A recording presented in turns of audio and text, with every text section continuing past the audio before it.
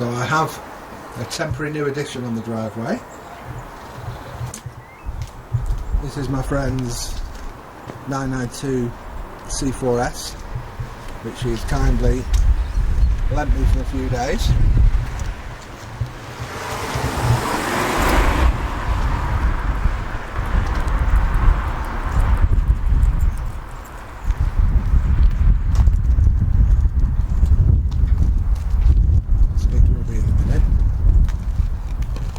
So he kindly offered to lend it me while he's had some mileage to do for business. So he suggested taking my car and doing some of the running in, and whilst he's got my car, I've got his. So I thought it's a good opportunity for me to do a comparison of the first water-cooled car, which is mine, C4S, and then the latest incarnation. And the one thing that you notice straight away is size. It's a lot wider than my dinky 996. He's actually considering buying a 996 itself actually. He's also got the new 4 litre Boxster GTS, which he got towards the end of last year, which he loves, obviously manual, because only the manual came out first. This is the 8-speed PDK. I believe it's 8-speed. Don't actually know, but yeah, I'm pretty certain it's going to be 8-speed. So I thought I'd just give my first impressions, and I'm just going to do a drive-in one take, really. No editing. I'm going to set my camera up and take it for a drive and see what my impressions are. So I will join you again in a sec.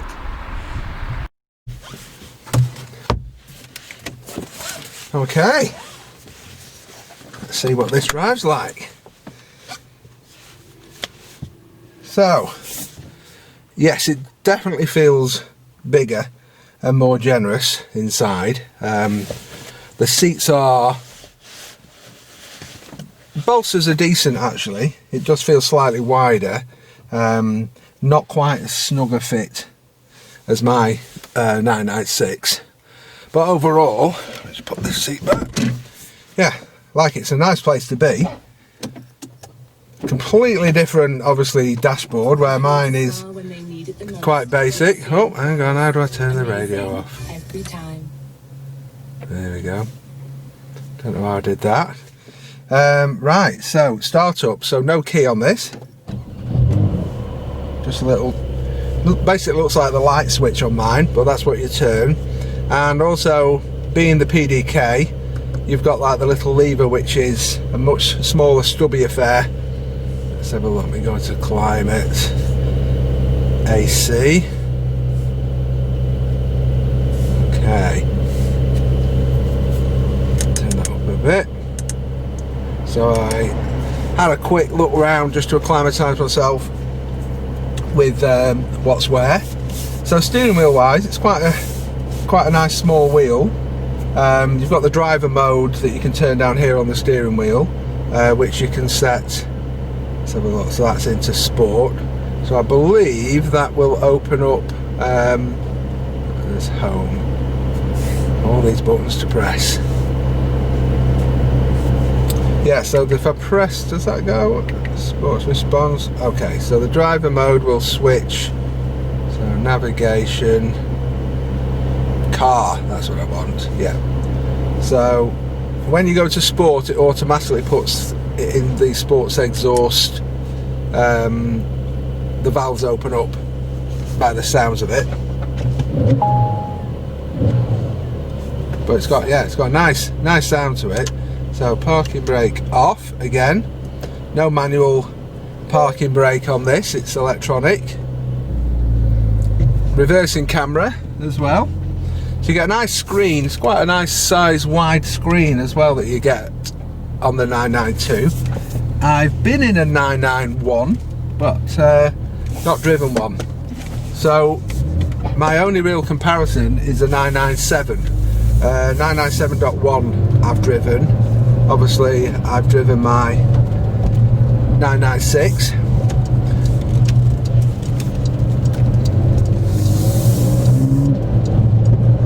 Yeah, Gearbox Wow, that changes really quick. Paddles feel nice. They're like a machined aluminium, I presume, so they feel very nicely machined and, you know, nicely put together. Those, they don't feel plasticky. I know some of the BMWs, they're not brilliant. My wife's car, she's got a 435i, and those paddles are quite nice on that. I think they do have paddles on some of the lower models, I think, and they can be a bit plasticky on some of the BMs, but as you get higher up the range, they give you something a little bit better engineered, I think. So it gives quite a nice gruff little bark as you change down. Now looking at this, the stop start turns off, I think, automatically when I put it to sport. Other than that, you can manually turn it off like in most cars nowadays.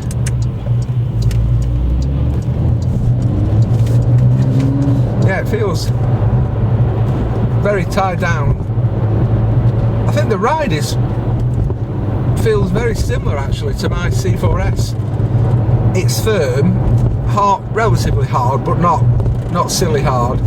I don't even know whether this has got adaptive damping or whether it changes when you put it to sport, to be quite honest. I don't know. Like I say, he's given it me for the weekend and said have a go of it. I asked him if I could do a review in it, which he said yeah, no problem. I'm going to get to have a go of his 4-litre Boxster GTS as well, which is a manual. When he was looking at those, well actually when they first came out, I think you can get the PDK now, but initially you could only get manual anyway. But I did say to him, I hope you're not thinking of getting a PDK. If you're buying a 4-litre GTS, you have to get the manual, which he did, and he absolutely loves it. He really does. It's obviously quite a different car to this. Talking to him and asking him what he thinks and the comparison between the two, they are very much a different kind of appeal, I suppose. Obviously this one has got the 2+2, which is the same as mine obviously, and any 911. Let's just give it a squirt. Wow, yeah, that certainly takes off. So this has got the 3-litre flat 6 turbocharged lump in it, and 444 bhp I believe.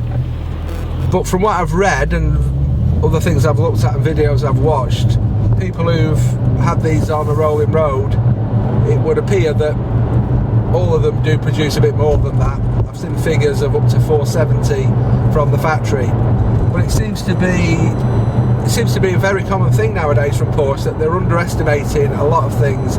The performance figures are 0 to 60, brake horsepower, even weight. The weight that they quote for the 4-litre Boxster, Harry from Harry's Garage, he had one into review and stuck it on his scales, and I think it was getting on for 200 kilos lighter than what Porsche said, which I find very odd. But apparently, yeah, it was a lot lighter than Porsche said it is. It's quite a bit lighter than this car as well, which, even though it's got less power, 400 brake horsepower compared to around about 450, he said it feels very, very lively. Now when you shift down, it grabs a gear very quickly.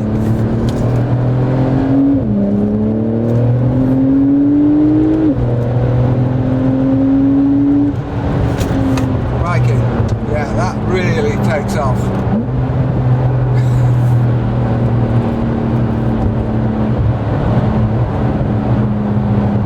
And it does pick up quite low down the rev range, but the modern turbo cars, you know, they're a completely different prospect from what they used to be.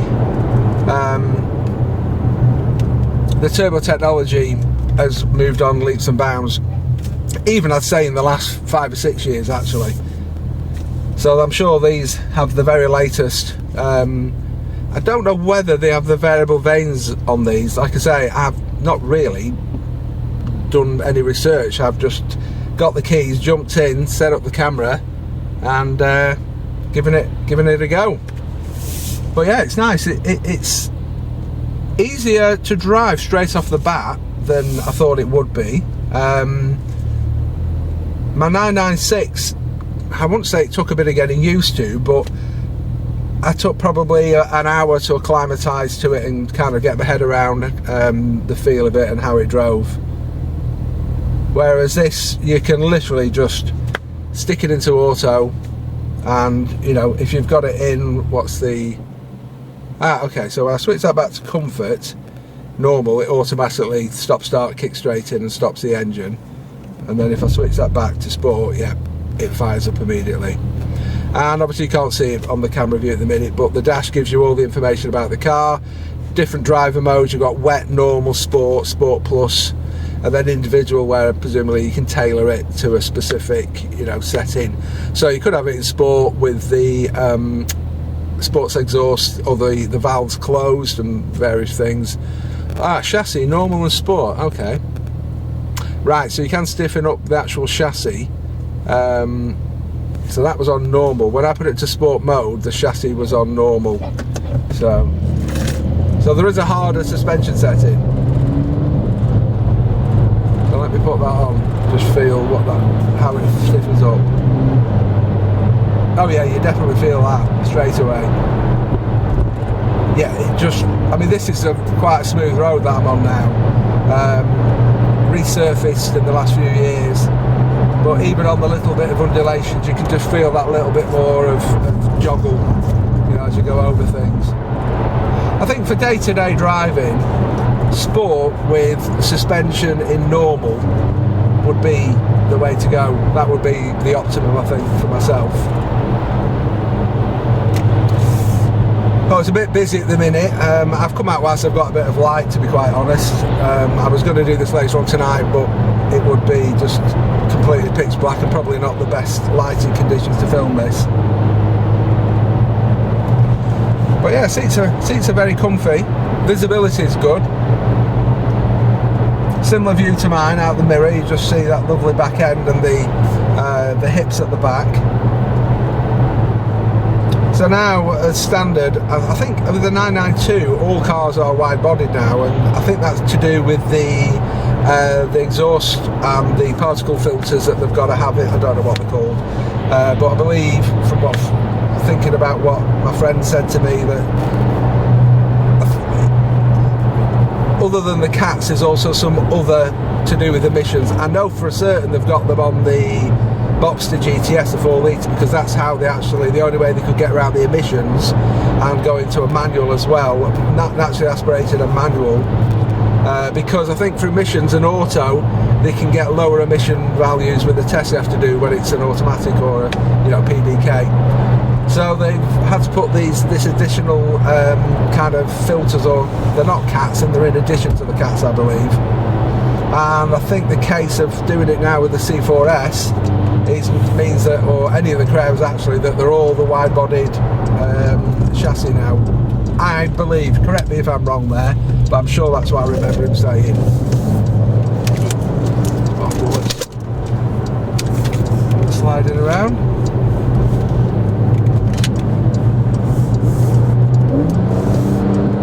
Yeah, when you drop it down,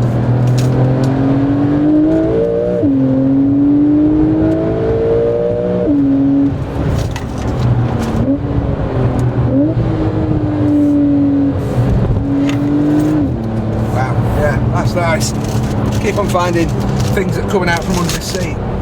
Empty drink bottle and then some empty bat wipes just came sliding out. Yeah, that really picks up nice. It's notably quicker than my car, definitely. So 320 normally aspirated compared to 450 minimum, I'd say. Turbocharged, it does add up to a different kind of drive. I think, to be quite honest, as a daily, if I was daily in a car, and I know there's a complete huge difference in technology, size, price as well, so they're completely different cars, but if I was looking to daily something, then something like this is a daily drive. If I was going on the motorway, if I was going into city centres, then yes, this will be better, without a doubt. because you can just put it into normal mode, suspension on the normal comfort mode, you can stick it in automatic and it drives itself, and you can poozle around in it, you know. You could just drive this, anybody could just drive this quite normally, and it wouldn't be a handful and it wouldn't bite them. It's only when you get on it and you get the revs over 4,000, and then once you hit about 5.5, it goes again. So you think it's hauling, and then you hit about 5,500 revs and it really piles on the speed then to kind of speeds that obviously are going to get you in trouble. So one thing I have said in the past with my 996 is that I do feel when I'm driving that, if I'm out for a run, you know, not just go to the shops, if I was out in the countryside and it was quiet, open roads, I always feel with that thing that I can use probably 90% of the power 90% of the time. It's got more attainable limits. To approach the limits of this thing, you would be going at some very, very quick speeds. I think if I got on a straight and I put my foot in and kept my foot down for 10 seconds, you know, I'm going to be doing probably 130 plus easily. It piles on the speed really quickly, and obviously my 996 will do 174, I think it is, roughly around there, and that can get up to some really ludicrous speeds quick. This kind of thing just gets there even quicker. I've been in a 996 turbo, which was 420, well, it had a different exhaust on it and a few other bits, but it might have been similar, you know, 420, maybe 440, I'm not sure exactly, but that felt really quick, and this definitely feels just as quick, which is, considering that this is pretty much your entry, because if this was a Carrera 2, sorry, is it a Carrera 2S, I don't know what they call it, but the two-wheel drive version, it's the same engine, 444 brake horsepower is what they rate it at. So whether it's four-wheel drive or two-wheel drive, it's basically the entry-level model has now got 450 brake horsepower, because like I say, they're all definitely, I mean, just driving this thing, it certainly isn't lacking in brake horsepower. And if I didn't know how powerful this car was and I was left to guess, I would have definitely pegged it at over 450. And it's only when, you know, you really keep your foot in, and if you're changing gear manually, you're letting it get to like 7,000 revs before you're grabbing the next gear. When you drive it like that, you really feel the performance. You can really tell how quickly it's going. But it doesn't feel, you know, it's a very modern turbo, this, so they do drive differently. Older turbo cars, you know, go back into the late 90s, even early 2000s, turbocharged cars definitely felt different.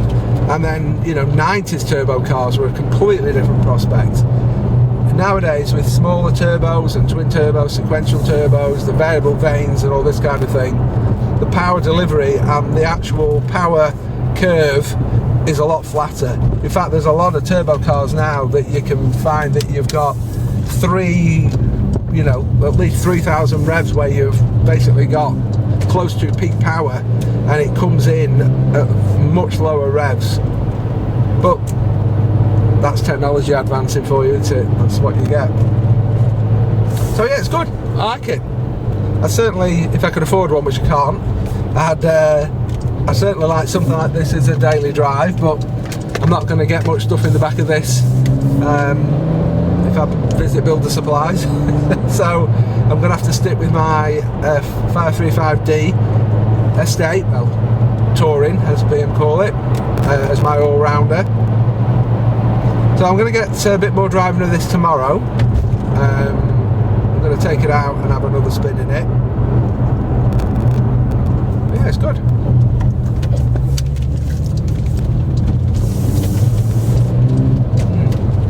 Insulation wise, sorry, noise insulation is quite good actually.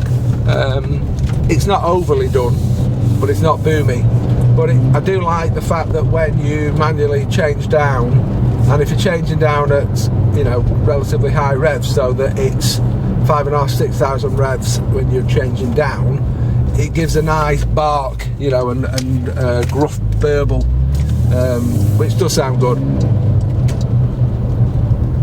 Right, home again. So just a brief trip. It's probably longer than I actually think it is. It's probably more like 15 minutes, so apologies if it's a bit long for a one take, but I just thought it'd be a good way to give my true impressions of the car and how it feels. So what do I do now? Into park. Yep, handbrake on, all electronic, engine off.